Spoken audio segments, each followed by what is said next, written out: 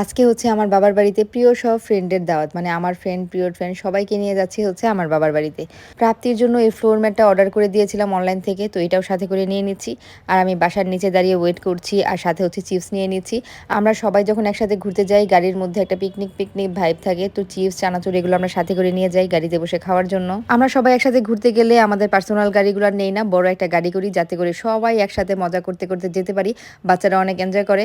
আর আমার জন্য এরা সব সময় সামনের সিটটা ফাঁকা রাখে ড্রাইভারের পাশে। এরা সবার আগে উঠে যায়, আমাকে সবার শেষে পিক করে, এই জন্য আমার জন্য সামনের সিটটাই ফাঁকা থাকে। আর বাচ্চাগুলো চলে যায় সবার পিছনে, ওরা একসাথে মজা করতে করতে তারপরে যায়।